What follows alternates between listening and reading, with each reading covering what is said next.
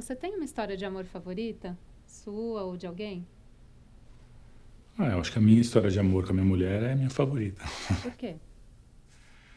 Porque, diferentemente de que todo mundo fica pregando por aí, eu conheci minha mulher e me apaixonei por ela e vice-versa na primeira noite, no primeiro momento.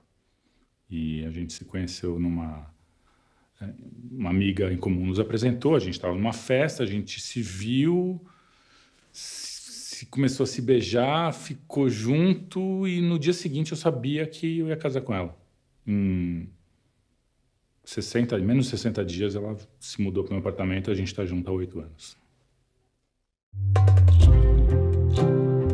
O mundo que nos cerca não é mais o mesmo. Os avanços tecnológicos mudaram o nosso jeito de ser e pensar. O que dizer dos nossos sonhos românticos? O elo amoroso saberá conviver com a liberdade individual do século XXI? Meu nome é Flávio Gicovati. Juntamente com o jornalista Lauro Henriques Júnior, convido vocês a vislumbrar essa nova forma de amar que desponta no horizonte. É mais que amor, é mais amor.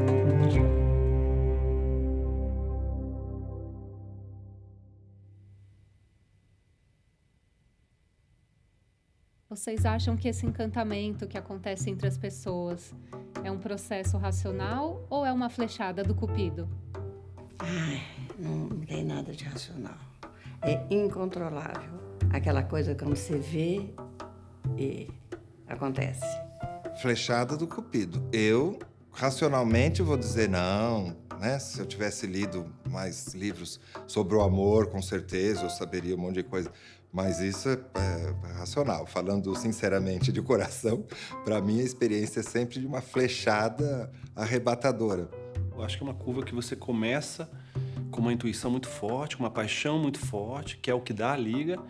E aí depois, se a coisa tem uma matéria, né, uma substância, aí você racionaliza em cima daquilo. O racional entra quando você tenta trabalhar com o que não acontece. O que acontece, acontece num campo que é além do mental. E quando não acontece, então isso não dá, isso não aconteceu, isso não sei o quê. Então o fluxo é intuitivo e o bloqueio é racional. Já descrevi o amor romântico como o mais rico e gratificante dos sentimentos.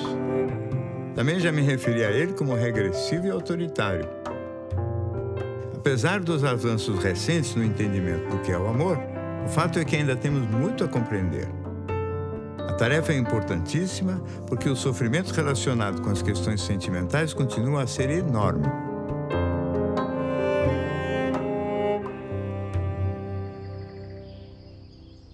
Fábio, 40 e tantos anos de experiência, mais de 9.000 pacientes. Afinal, o que é o amor?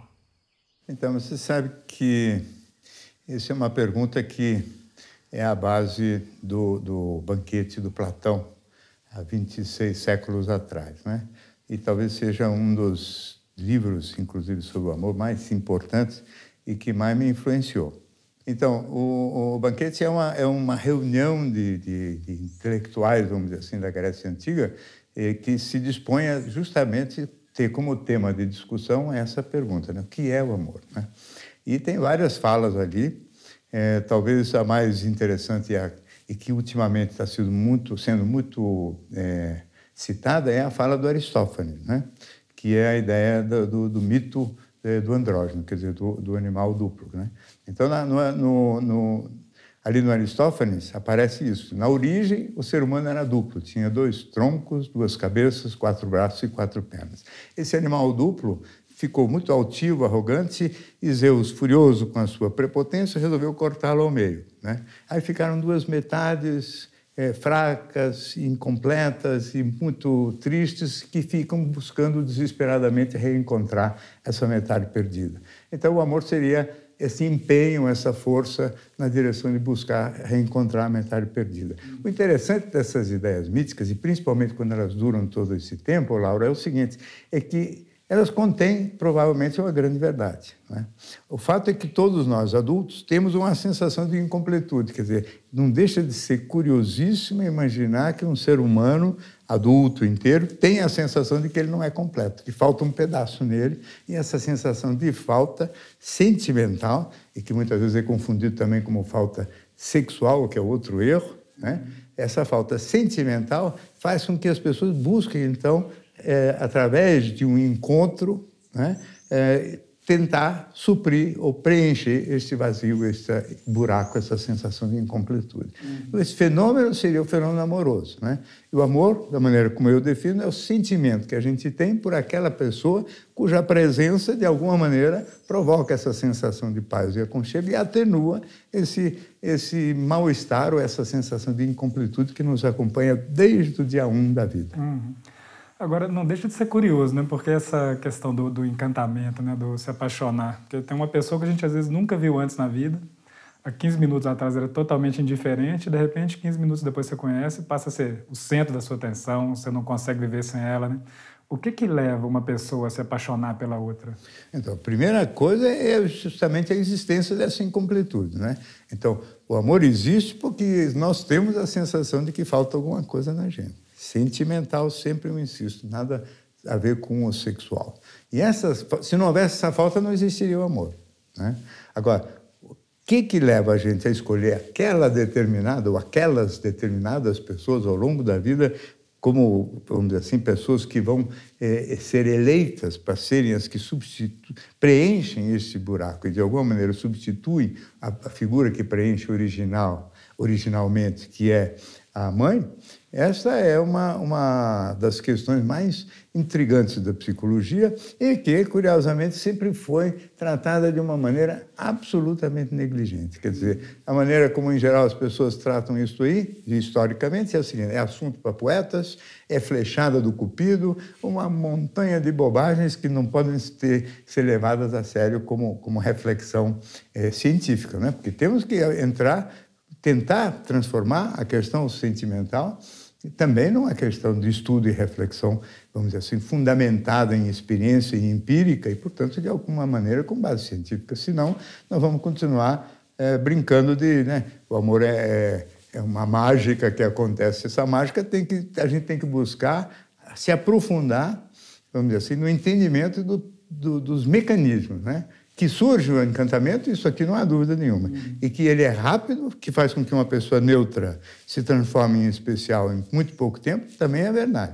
Agora, o porquê disso, como e quais são os critérios de escolha, isso aí é uma das coisas que mais tem tomado, vamos dizer assim, a minha atenção e os meus textos e o meu trabalho ao longo desses 30 anos. Parece que nos sentimos desamparados desde que deixamos o paraíso uterino e é cortado o cordão umbilical. É natural que o aconchego materno seja, inicialmente, o principal remédio para essa dor. Mais tarde será o amor romântico. Ambos são movidos pela atenuação da incompletude que sentimos desde os primeiros momentos de vida.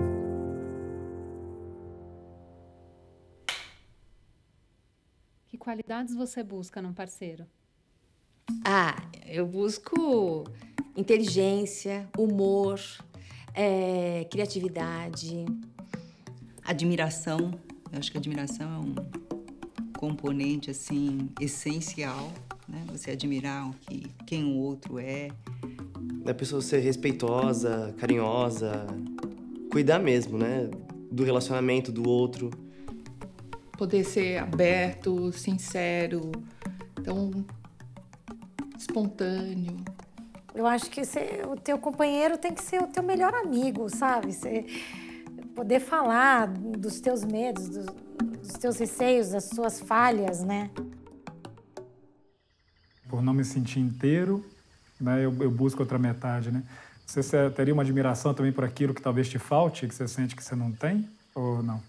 Então, aí começam os problemas dos critérios de encantamento, né? E os problemas dos critérios de encantamento, eu tenho visto muito pouca gente se interessar por isso. Hoje começa a ser assunto de reflexão.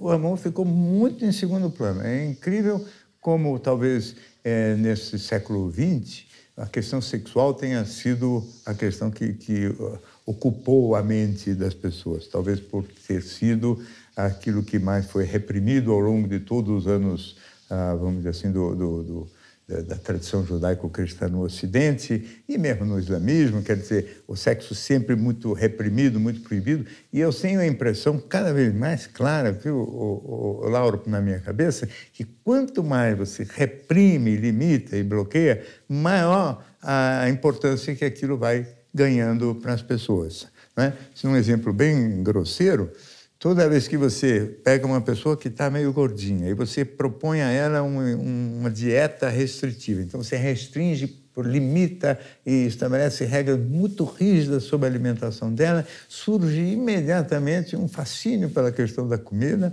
e uma vontade enorme de transgredir as normas que ela mesma aceitou de respeitar. Quer dizer, parece que quanto mais regulamentado for algum tipo de atividade humana, maior a tendência àquilo virar obsessão e transgressão. Então, o obeso numa clínica ou num spa só pensa em comida, eles trocam receitas o tempo todo, só falam de comida, porque é o que está proibido, porque é o que está faltando, né? Então, eu acho que a sexualidade teve, ao longo dos séculos, esse papel de coisa proibida, reprimida, totalmente contrário às leis de Deus, então o indivíduo só podia existir o sexo no matrimônio, o sexo reprodutor, até a masturbação era vista como uma coisa horrorosa, etc. E a impressão que eu tenho é que o século XX gastou toda a sua energia psíquica, né, do Freud, a partir do Freud, e aí talvez o maior mérito do Freud, né, para desvaziar este caráter repressivo tão intenso da sexualidade. Agora, a partir do ano 2000, muita gente começou a se interessar e escrever sobre as coisas do amor, né? Então, tem vários autores franceses, alemães, americanos tentando trabalhar, falar. A maior parte deles não são ainda do ramo da psicologia, curioso. São mais sociólogos, às vezes são jornalistas interessados em fazer esses ensaios muito bem feitos, como na França se faz muito, e todo mundo tentando juntar alguns filósofos, né? O Comte Sponville, por exemplo, é um desses contemporâneos que se esforça muito por entender essas coisas do amor. Então, eu acho que está esquentando agora a tentativa de entender o fenômeno amoroso. Até agora, simplesmente, era o sexo que estava na berlinda e chamando a atenção, né, de todo mundo, justamente porque era a grande novidade. Mas essa novidade vai passando e eu acho que vai começando a entrar espaço para o amor. Sim. Isso eu acho bacana, né? E se a gente entender direito. E acho também que aí vai começar a ter mais gente preocupada em entender quais são os critérios de encantamento, né? Se a gente busca alguém para completar essa falta, ou essa falta amorosa, né? Porque na psicanálise essa falta aparece como sexo, né? E aí seria a razão da existência do desejo. Que eu acho uma bobagem, porque o sexo, do meu ponto de vista, não pressupõe uma falta, né?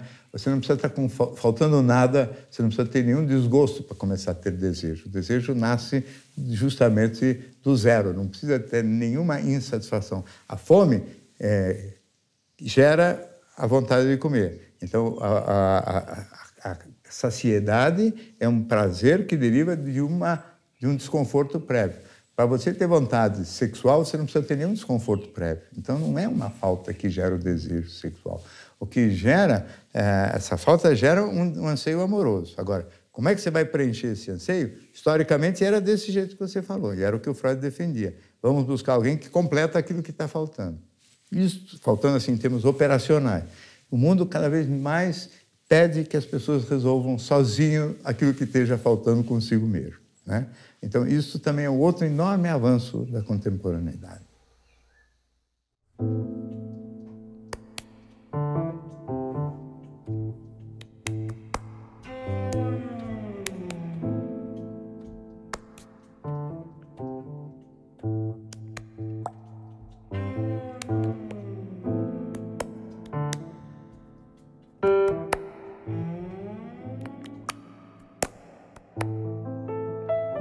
Para muitos, o amor é consequência da flechada do Cupido, cuja pontaria é duvidosa e pouco racional.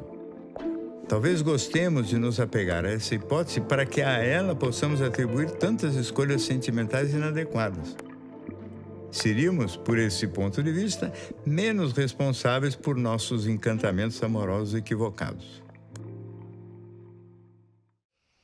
Uma das coisas que geralmente a gente vê acontecer, né, que o desejo sexual, esse impulso, a atração física, está na base de muitas dessas, né, dessas histórias de encantamento e tudo, né? Mas você mesmo escreve que muitas horas o desejo sexual ele não é um bom conselheiro para esse momento da escolha, né? Por que disso, do desejo sexual não ser um bom conselheiro?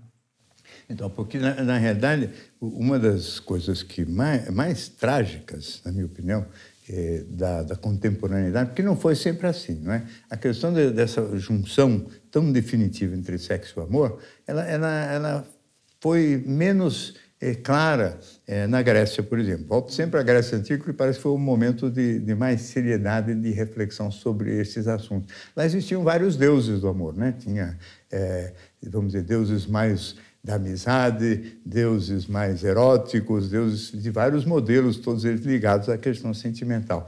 Na teoria, principalmente na psicanálise, todos eles se misturaram, né? Então, o tal do instinto de vida ou a pulsão, né, sexual do Freud, ela contém o amor também. Quer dizer, então, o amor seria uma versão meio sublimada, elevada da própria sexualidade. Isso aqui é uma fonte de confusão e de equívocos monumental, né?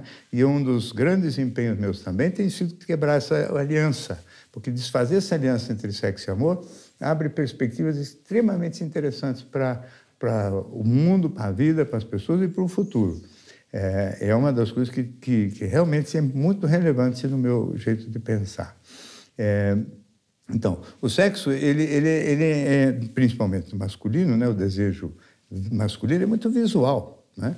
Então, evidentemente, se o desejo visual é muito forte no homem, e se você fica com facilidade encantado por um corpo feminino, esse corpo não obrigatoriamente contém uma alma, vamos dizer assim, com as qualidades que você precisa para poder ter uma boa relação de companheirismo, de intimidade, etc. Então, esse fascínio erótico, ele seria só um aval, né? E, nesse sentido, nós precisaríamos nos remeter a reflexões mais antigas, inclusive da tradição, né? Na qual, por exemplo, as escolhas de parceiros conjugais eram feitas pela família, segundo critérios de afinidades de interesses, de afinidades até geográficas e que permitisse alianças e uniões que definissem melhora das condições econômicas de todo mundo. Quer dizer, tinha um jogo de interesses envolvido. E, portanto, eram vamos dizer, alianças muito governadas pela razão, né? E essas alianças governadas pela razão, na prática e no longo prazo, muitas vezes determinavam vínculos sentimentais de muito boa qualidade, porque como existe o tal da incompletude, né? Escolhem uma mulher para mim, não me perguntaram nem se eu queria aquela mulher. Porém, eu vou vivendo, ela é uma boa mulher para mim, ela é dedicada, amorosa, etc. Mesmo que eu não tenha escolhido ela e tenha sido escolhido pela minha família, de repente estou gostando dela. Eu já vi isso acontecer. E eu nunca esqueço um cliente que eu tive, muitos anos atrás, talvez uns 30 anos, que chegou para mim e disse o seguinte: eu não me casei por amor, eu me casei por interesse.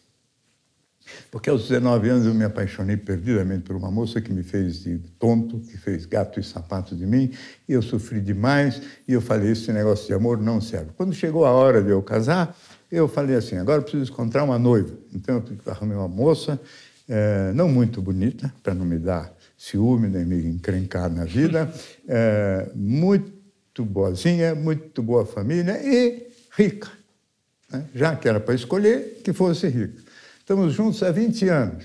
Ele diz assim, você sabe que às vezes eu penso que eu amo a minha mulher?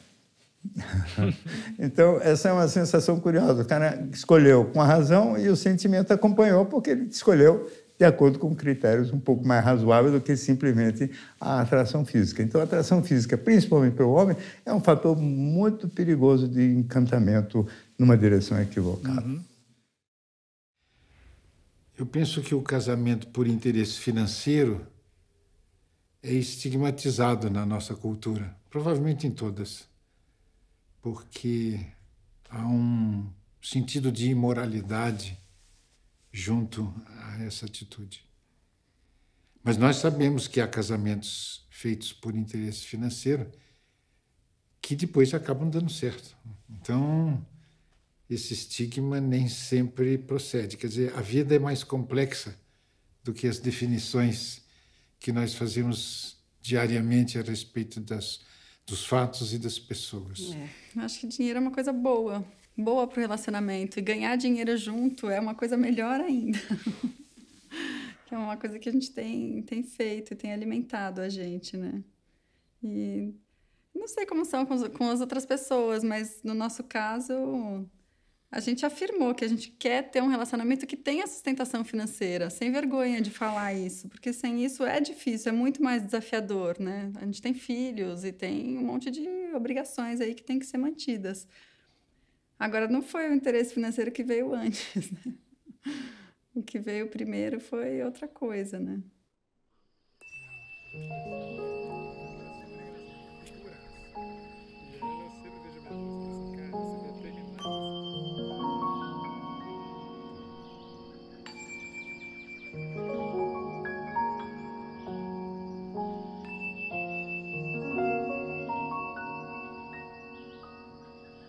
Agora, e quais seriam, por exemplo, uns bons conselheiros nesse caso, da gente consultar nessa hora, né? Porque tem essa questão do interesse que você está falando, O interesse tem que ser entendido sempre no sentido genérico, né? O interesse não é obrigatoriamente financeiro, né? Interesse significa a pessoa cuja presença, já que eu tenho a sensação de incompletude, já que eu preciso ter uma sensação de aconchego através da aliança com outra pessoa, que eu escolha uma pessoa que me seja interessante. Interessante não é obrigatoriamente sinônimo de interesseiro, quer dizer, uma pessoa que me represente bem adequadamente, que seja boa conselheira, que seja amiga, que seja solidária. Então, na realidade, o bom critério intelectual seria o das afinidades, né? Afinidades de caráter, afinidade de gostos, de interesses. Agora, isso, por exemplo, Laura, é novidade também, porque na teoria psicanalítica e na introdução ao narcisismo do Freud, dos primeiros anos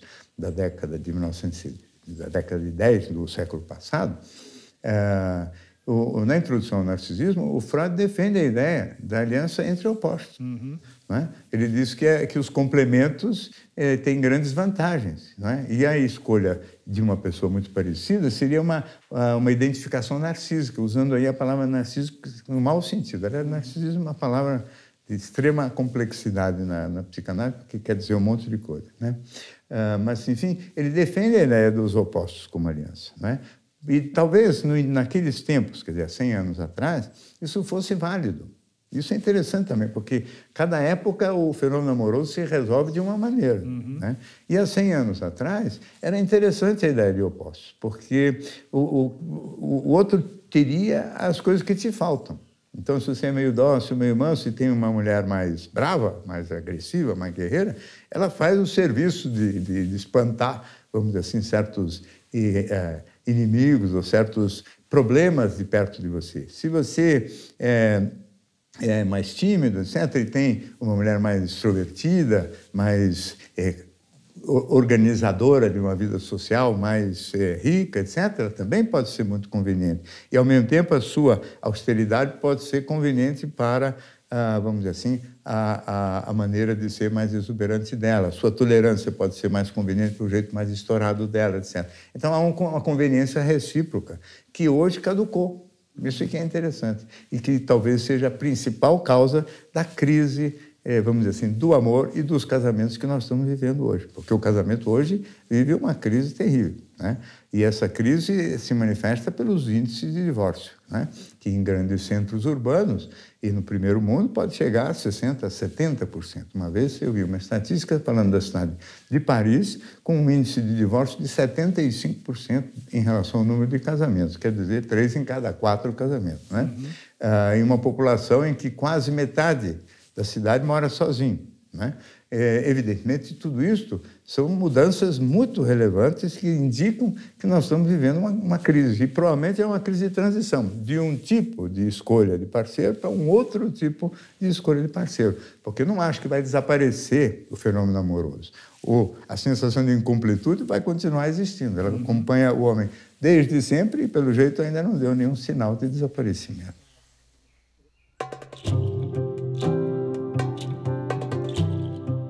O grande problema, justamente, é que esse personagem, em geral, quando ele é o oposto da gente, com o passar dos anos, ele deixa de ser fator de admiração e de encantamento e vai se transformando até num fator de irritação. Eu acho que o aprendizado é tão rico quando a gente está com alguém diferente. Não tem que ser um desafio aquilo. Imã não atrai madeira.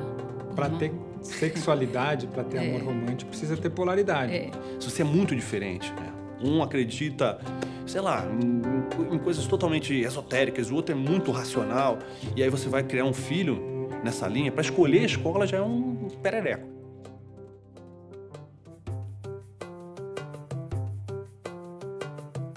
Eu gosto quando a Veri escreve para mim bilhetinhos, seja para falar que me ama por algum motivo especial, ou às vezes que ela estava num dia ruim, eu estava com uma fumacinha na cabeça, ela pede desculpas por isso.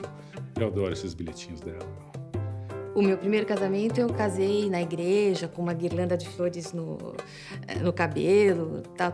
O segundo casamento a gente muda, né? Então, o meu segundo casamento foi sem palavras, sem padre, só com amigos. Eu tinha o quê? 12 anos, uma coisa assim. Essa menina nunca soube que eu gostei dela. Foi esse o primeiro amor. Aí, se vocês perguntam, o amor tem que ser correspondido? Não sei. Eu tenho um grande amigo que já está numa outra dimensão, que ele disse que o casamento é uma sucessão de conflitos bem resolvidos.